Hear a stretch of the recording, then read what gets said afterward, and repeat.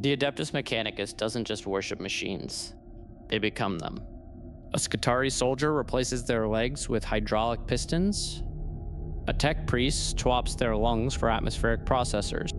A Magos removes their entire brain and places it in a tank connected to 17 different cogitator systems. And they call this enlightenment. Today, we're diving into one of the most philosophically fascinating factions in Warhammer 40K. Because the Mechanicus isn't just a sci-fi gimmick about cyborgs. It's a fully realized exploration of transhumanism taken to its absolute logical extreme. And when you compare their philosophy to real-world debates about human enhancement, artificial intelligence, and the future of our species, things get complicated. I'm Vuti, and this is Grimdark philosophy. Now, before we get into the Mechanicus specifically, we need to establish what transhumanism actually is. And I don't mean the oversimplified version you get from science fiction movies. We need to understand the actual ethical frameworks that philosophers use when they debate human enhancement. Because the Mechanicus isn't random body horror. It's a coherent philosophical position, just one that's been taken to horrifying conclusions. So, let's start with the fundamentals. Transhumanism is the belief that humanity should use technology to transcend our biological limitations. It's the idea that we can and should enhance human physical, cognitive, and emotional capabilities through science and engineering. Now, this sounds pretty straightforward, right? Who wouldn't want to be stronger, smarter, live longer? But the ethical debates around transhumanism get messy fast. There are three main philosophical camps when it comes to human enhancement, and understanding these will be crucial for analyzing the Mechanicus later. First, you have the bioconservatives. These are thinkers like Francis Fukuyama, Michael Sandel, and Leon Kass. They argue that there is something inherently valuable about being human as we are. They worry that enhancement technologies will create inequality, undermine human dignity, or fundamentally change what it means to be human in ways we can't predict. Fukuyama has famously argued, and I'm paraphrasing here, that our shared human nature is what grounds concepts like rights and justice. If we start engineering ourselves into different subspecies with different capabilities, we risk destroying the very foundation of liberal democracy. Now, whether you agree with that or not, it's a serious philosophical position worth considering. Second, you have the liberal transhumanists. These are people like Nick Bostrom, Anders Sandberg, and honestly, a lot of the folks involved in the effective altruism movement. They believe enhancement technologies are morally permissible, even desirable, but they emphasize individual choice and mitigating risks. The key phrase here is morphological freedom, the idea that individuals should have the right to modify their own bodies and minds however they see fit, as long as they're not harming others. You want to enhance your memory? Go for it. You want to integrate with AI systems? That's your choice. But it should be voluntary, and we need safeguards against coercion. And third, you have what I'll call the techno-utopians or singularitarians. These are people like Ray Kurzweil or the more radical transhumanists who believe that technology will not only enhance humanity, but fundamentally transform the nature of existence itself. They talk about uploading consciousness, merging with superintelligent AI, achieving effective immortality. Some of this borders on, let's be honest, quasi-religious thinking about technological transcendence, but it's a real position with real adherents. So, three camps: bioconservatives, who want to preserve human nature; liberal transhumanists, who embrace enhancement with safeguards; and techno-utopians, who see technology as a path to transcendence. Now, where does the Adeptus Mechanicus fit in this framework? Spoiler alert, they're basically the techno-utopians, but they replaced utopia with the cold, unfeeling logic of the machine and added a religious cult. So, not great. Let me show you what I mean. The Adeptus Mechanicus worships something called the Omnissiah, the machine god. According to their belief system, which is laid out in the Codex, Adeptus Mechanicus, flesh is weak, imperfect, and fallible. Machines are strong, eternal, and pure. Therefore, the path to enlightenment is through the replacement of biological components with mechanical ones.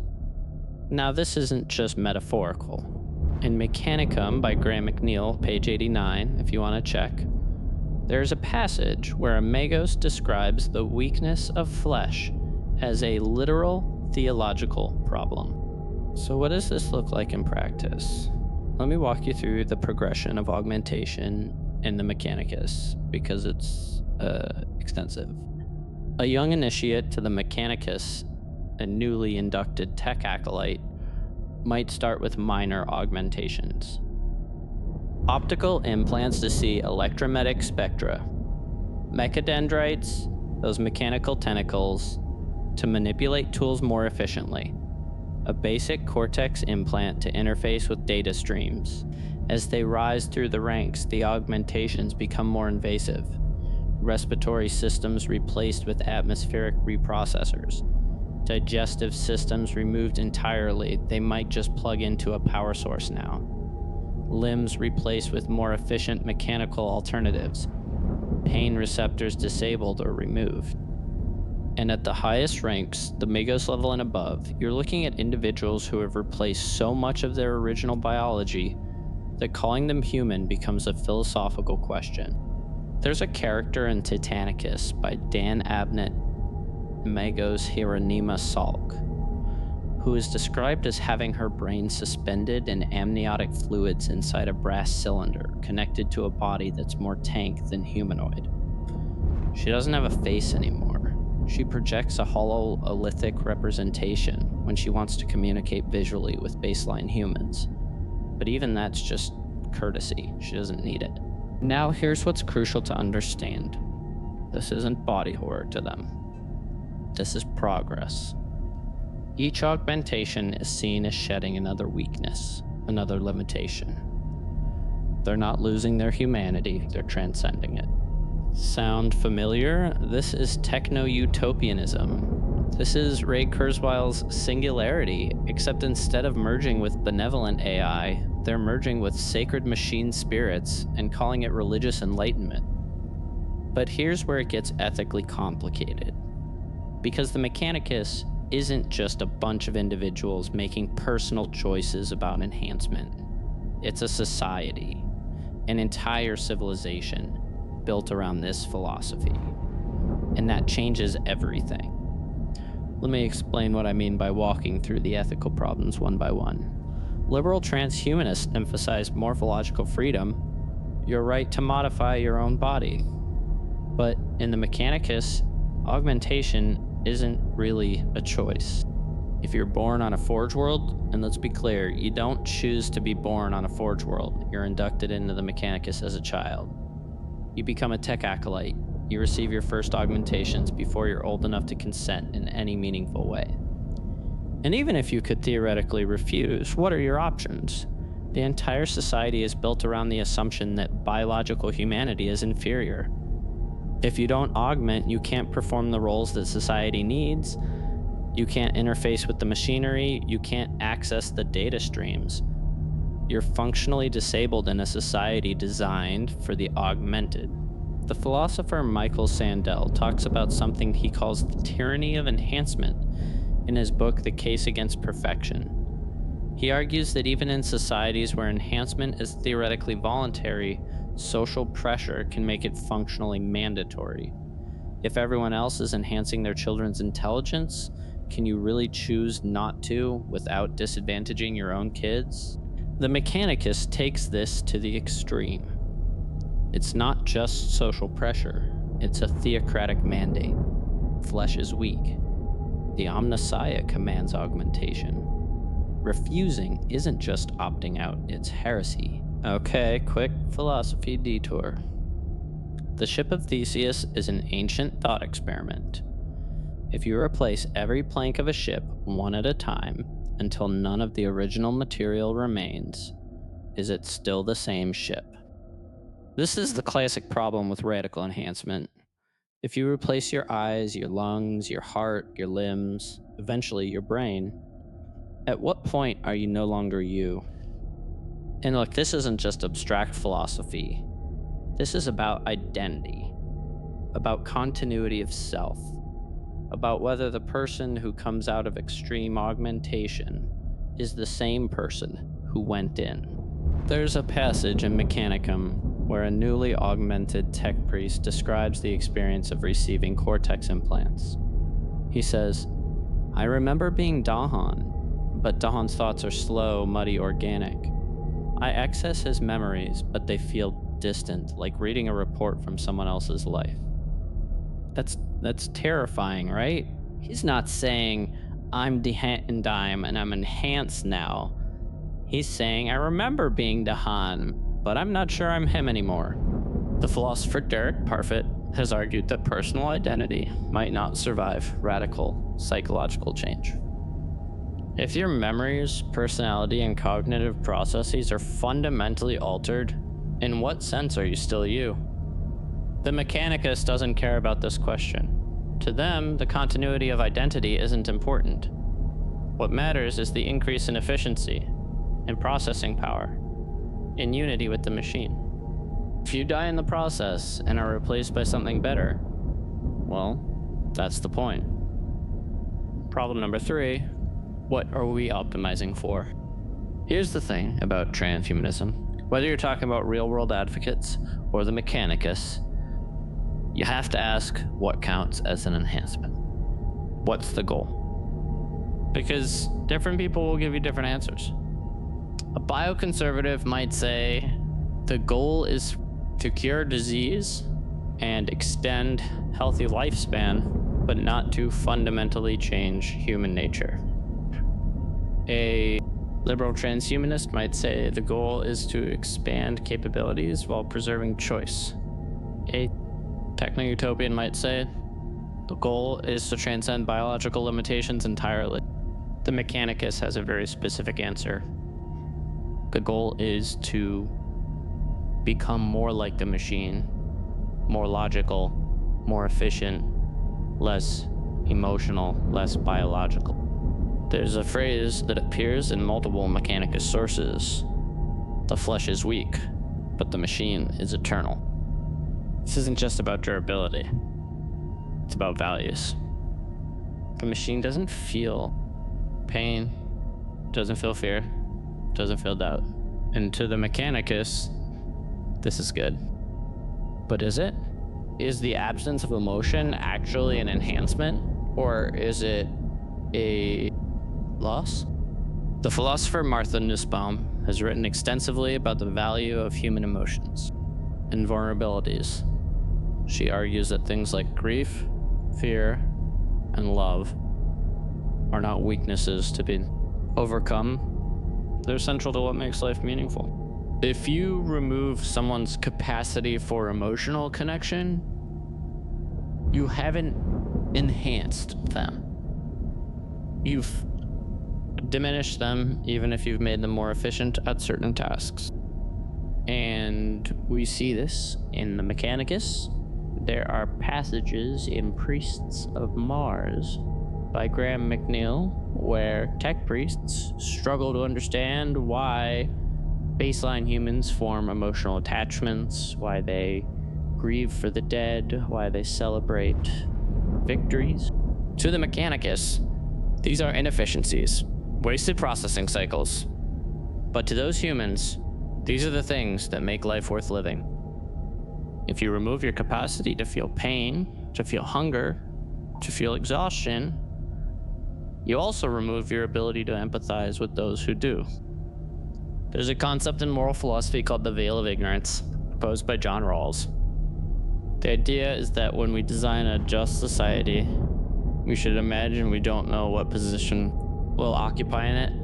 We might be rich or poor, healthy or sick, privileged or marginalized. This uncertainty encourages us to create systems that are fair to everyone, because we might end up being anyone. Well, what if you're a Magos who has removed all your biological needs? You don't need food, water, breathable air. You don't feel pain. You process information 1,000 times faster than baseline humans.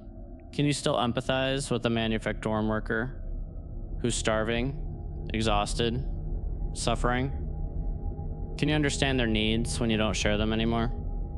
The evidence from the lore suggests no, they can't.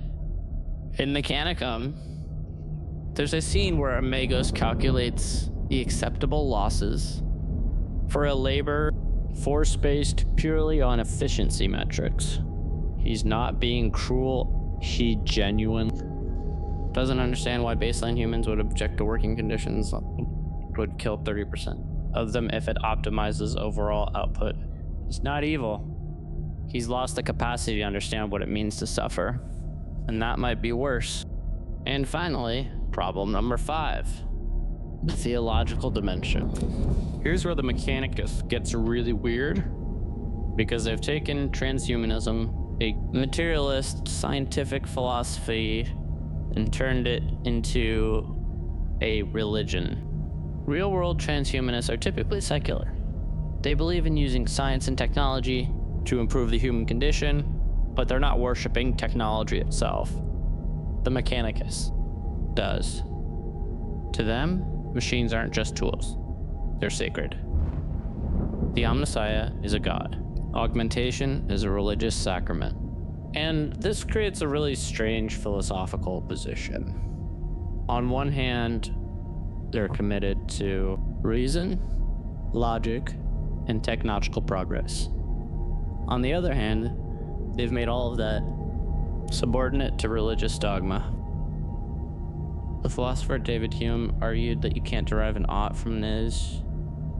You can't get moral values from purely factual descriptions of the world. The Mechanicus tries to do exactly this. They say machines are more efficient than flesh, therefore we ought to become machines. As far as valuing efficiency above everything else. And that's a choice. A theological one in their case. So where does this leave us? The Adeptus Mechanicus is transhumanism without safeguards. It's enhancement without consent. It's optimization without asking what we're optimizing for. Now, I don't want to be unfair here. There are aspects of Mechanicus philosophy that align with real transhumanist arguments. The idea that biological limitations are not sacred. The belief that we can and should improve ourselves through technology. The vision of a future where disease, aging, and physical disability are things we've overcome. These aren't inherently bad ideas, but when you combine them with religious dogma, when you remove individual choice, when you lose the capacity for empathy with those who are different from you, you get something monstrous. And this is why philosophers like Fukuyama and Sandel worry about real-world transhumanism, even in its liberal forms. Because once you start down the path of enhancement, where do you stop? If it's okay to cure genetic diseases, is it okay to select for intelligence? If it's okay to select for intelligence, is it okay to engineer superhuman cognition? If it's okay to enhance individuals, is it okay to make enhancement mandatory for certain professions? The Mechanicus shows us one possible endpoint of that slippery slope. A society where biological humanity is considered not just inferior, but heretical. Where the line between human and machine has been erased entirely. Where efficiency has replaced empathy as the highest value. I'm not saying we shouldn't pursue enhancement technologies in the real world. I think there's real value in curing diseases, extending healthy lifespans, even in cognitive enhancement under the right circumstances. But I think we need to be really careful about preserving the things that make us human. The capacity for empathy, the value we place on individual choice, the recognition that efficiency isn't the only thing that matters. The Mechanicus lost those things. And yes, they survived. They became one of the most powerful factions in the galaxy, but at what cost? Are they still human in any meaningful sense? Because maybe that's the most disturbing thing about the Mechanicus. It's not that they're monsters, it's that they've engineered themselves into something that doesn't value the things we value. They don't see their transformation as a loss. They see it as enlightenment.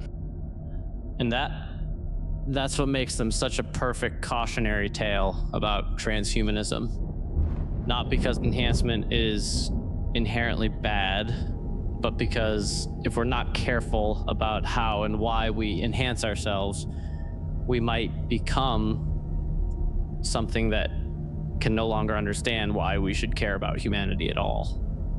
So that's my analysis of the Adeptus Mechanicus through the lens of transhumanist ethics. But I want to hear from you. Do you think the Mechanicus is an unfair representation of transhumanism? Is there a version of their philosophy that could work ethically?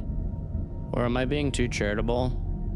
Maybe the whole premise of radical enhancement is flawed from the start. Here's the thought experiment. If you could replace one part of your body with a superior mechanical version, no strings attached, perfect functionality, no pain, would you do it? And if so, where would you stop? Leave your answers in the comments. If you enjoyed this deep dive into the ethics of machine worship, please like this video and subscribe for more Grimdark philosophy. And if you really enjoyed it and want to support the creation of these videos, there's a Patreon link in the description where you can get early access and vote on future topics. And remember, the flesh is weak, but maybe that's okay.